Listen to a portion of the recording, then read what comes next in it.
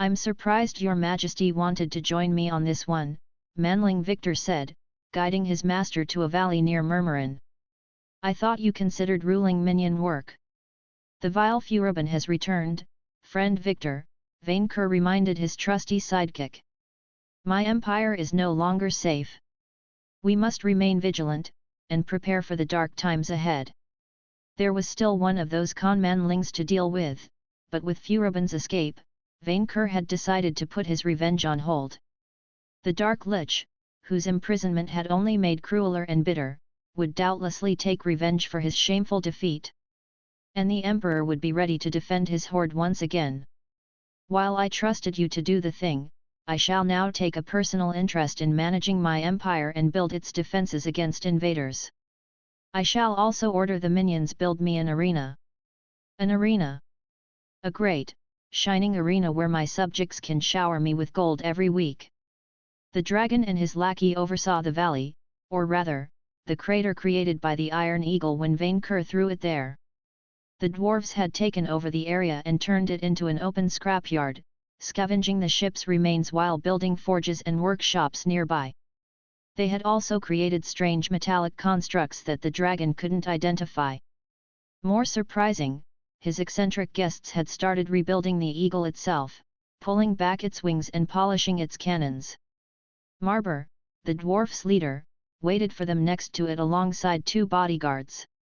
Emperor Vainqueur, Grand Vizier Victor, he saluted them, as they landed on his side. Welcome! You come back to us triumphant.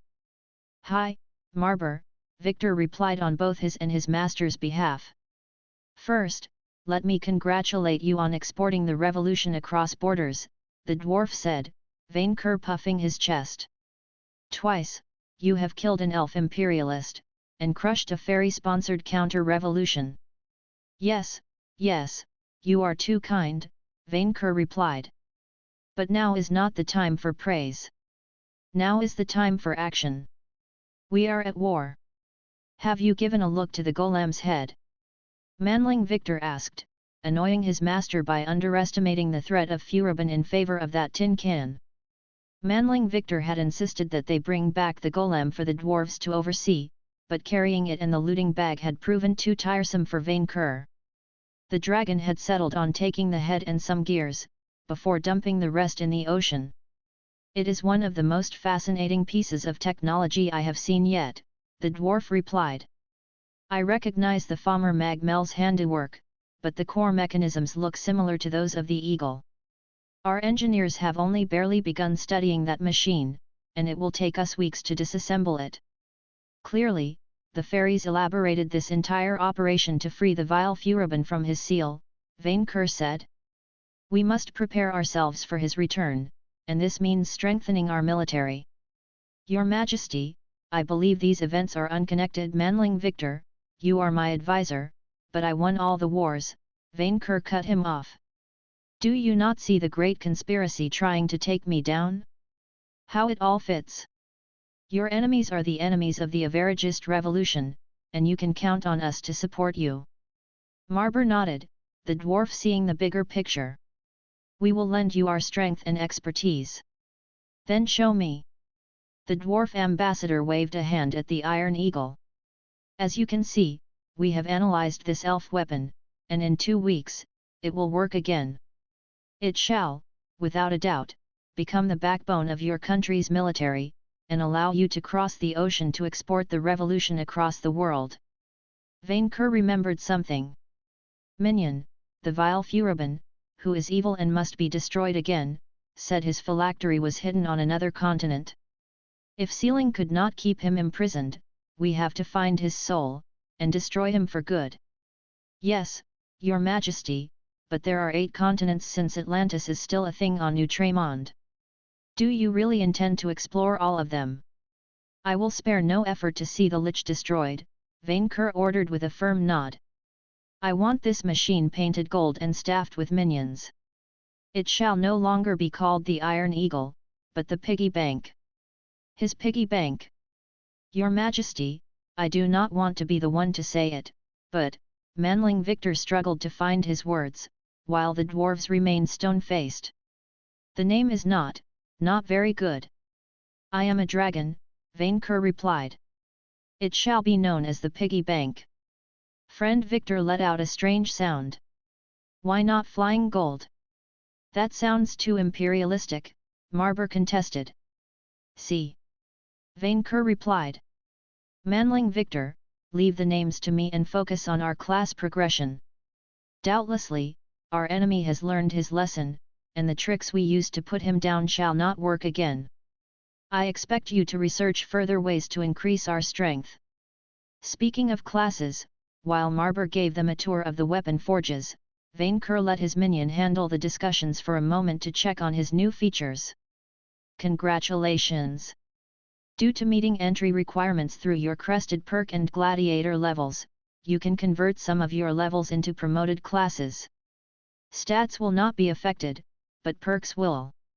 You can combine Gladiator with Emperor into Augustus, or Gladiator and Witch Hunter into Godhand. Augustus, a glamorous emperor ruling through fabulous charm, bread and circus. Specialties, unarmed, all melee weapons, and leadership. Major growths in strength, skill, charisma, and luck. Perks affected, noblesse oblige. Godhand, a melee fighter empowering his fists with magical effects to take down mages. Specialties, unarmed, anti-magic, status ailments, and self-buffs. Major growths in strength, skill, vitality, and agility. Perks affected, witch burning, hunter's resolve, exorcism. Augustus. Vainqueur immediately decided. Witch Hunter had served him well against the evil Furibon in the past, and certainly combining his two favorite classes could only end well. Choice registered. Your Gladiator and Emperor levels have been transformed into Augustus levels. Gladiator and Emperor are no longer accessible. Noblesse oblige replaced with King of Games. King of Games, whenever you face a check in a game or game-like situation, you gain a stat bonus equal to your charisma divided by 4. Pfft, of course he would always win any game he participated in. The fact his limitless charm was recognized made his day, though. We have already started smelting weapons for your armed forces, in partnership with your trollsmith, the dwarf declared, bringing Vainqueur back to reality. We should be ready for any outside attack, but I can't say the same for infiltration, Manling Victor said, before turning to his master. Is your majesty happy with the dwarf's work? Almost, Vainqueur replied. Dwarf Marber, my kind has once again proved its superiority over all of life, completing quests and leaving me without honest, richly rewarded work. For the sake of my hoard, I must now turn my eyes to a new frontier, and the gold mine up in the skies. The Mooooon. The moon, yes. Thanks the gods, your majesty says it the right way, Manling Victor flattered his master. Also, this is a literal mission from God. Gods are the drug dealers of the people, Marber replied with a stone face. You will outgrow them. I could fly up to the moon, but I would burn so much fat I would become skinny and ravenous, Vainqueur said. I would have to eat every cow in sight and hibernate, which would leave my hoard unattended. Henceforth, Dwarf Marber, find a way to send me to the moon without any effort from my part. How could your majesty fly to the moon without breathing air? Manling Victor asked a silly question. Manling Victor, I breathe fire, not air. Vainqueur rolled his eyes at this idiocy. How could you forget that after all that we have shared? True, that was a stupid remark, Manling Victor replied with a flat tone. Indeed, which is very unlike you. Grand Vizier, if I may, what makes you say there is no air in space? Marber the dwarf asked. Because there isn't, Manling Victor replied. My kind, or rather, those of my home world of Earth, already managed to send people to space. It's a big, dark, empty void. That, Marber considered the question. That makes our war against the sun much more difficult than expected. And there isn't air on the moon. I think. Manling Victor marked a short pause. Come to think of it, maybe I should ask Thulgather. But I am 99% sure there is neither air nor gravity in space. I should have known the cowardly son would build a fortress between justice and him, the dwarf replied. Moon beasts favored by the Moon Man have interplanetary teleportation as a special perk, but they cannot bring anyone with them. But thankfully, we may have a solution. A rocket! A rocket! Vainqueur and Victor asked at once. In response, Marber led them to a bigger, half-built version of the wind spear which Moore tried to kill Vainqueur with. Marber. Yes, Grand Vizier Victor. That's a primitive missile, not a rocket. What difference does it make? Vainqueur asked, curious. This is a bigger replica of the wind spear Moore used against us. It's a weapon, not a transporter.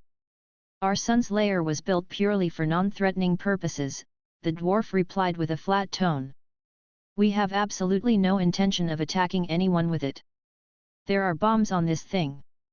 Manling Victor protested. I can smell the gunpowder from there. Bombs are people too, Lord Victor.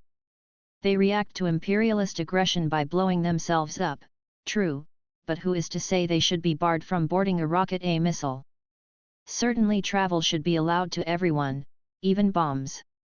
And I can assure you that our rocket never exploded in the past. Wait. I received complaints of quakes while we were away, Manling Victor said. That was your doing. Our rocket never blew up. It was sabotaged by elf bourgeois infiltrators before the flight because they feared the revolution.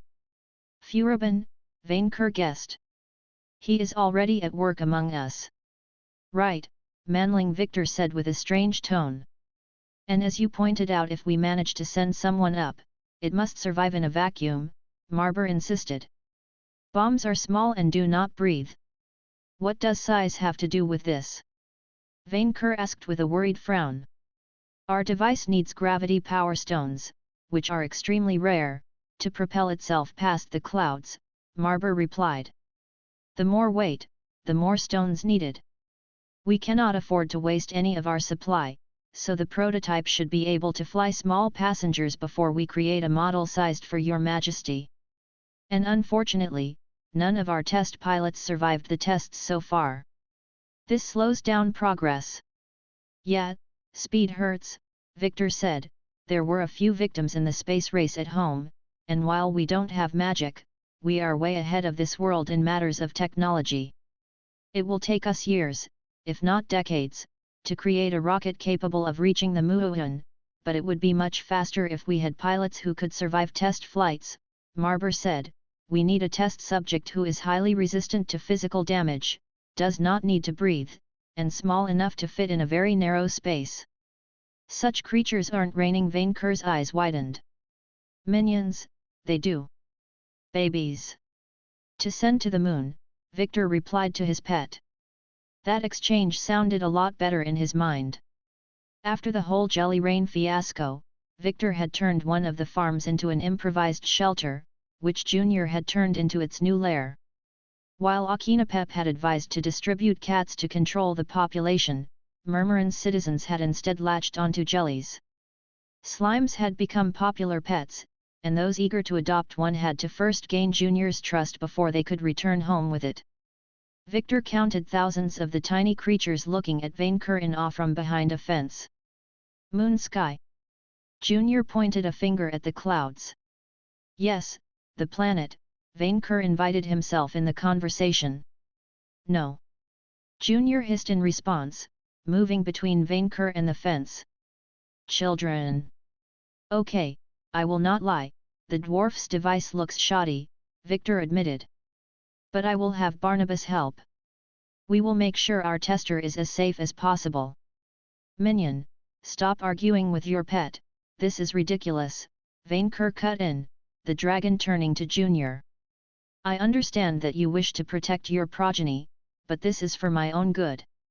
Strangely, Junior seemed to hesitate at Vainqueur's words, but still didn't budge. Danger.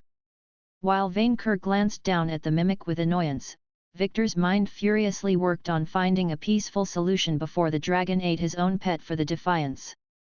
Fortunately, the sound of a large crowd stepping towards them interrupted the argument. The second he recognized the newcomers, Victor suppressed a sigh of agony. "Prophet, we have heard of your divine mission, and have come to offer our help."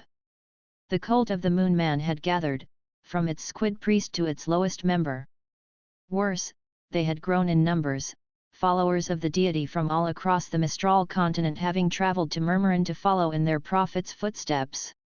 "We shall all give our hands for the creation of the glorious Ark." "Guys, thanks, but this is a very delicate matter," Victor said, trying to let them down gently. They had become relatively harmless since he laid down rules for them to follow, but their zealousness frightened him a bit. "We are just figuring out a way to offer my child."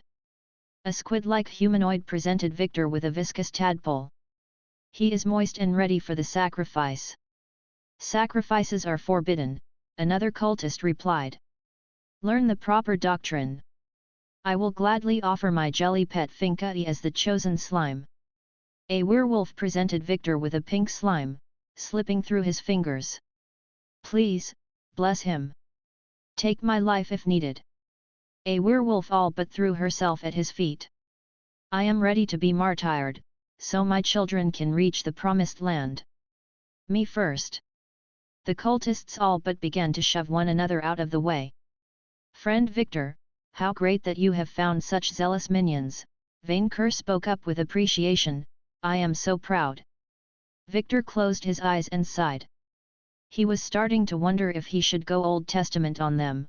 A lot of prophets didn't show as much patience as he did with this insanity. No, seriously, how could this madness end well? "Moon." A cute, kitten-like voice made itself heard. Victor glancing at its source, the cultists fell silent to imitate him. A blue jelly with two big, yellow eyes, had jumped on the fence. "Moon," it said, before hopping at Victor's feet. "Moon. Danger!" Junior shouted back at the jelly with a disapproving voice. "Adventure. Young. Stars. Dream. Family." Victor watched Junior and the jelly have a heated one-word argument, unable to fully understand the gist of it. From afar, it did look like the discussion he once had with his parents about abandoning his stupid dreams about becoming a professional YouTuber to go to university. Moon. The slime was a lot better at arguing back than Victor ever was though. Sword rocket. Sword rocket. This argument took Junior aback, the chest turning to Victor. Sword rocket. What? What did he miss? It's pointy, yes. Wait, how did it know? Did the slime watch the tests? Sword rocket. Junior turned back towards its adopted child, Moon. "Moon," the jelly replied with steely determination in its cute, tiny eyes. "Back," Junior pleaded. "Alive." "Sword live," the jelly replied with a kind, affectionate tone. Junior patted it on the head, the creature turning to Victor next. "Moon."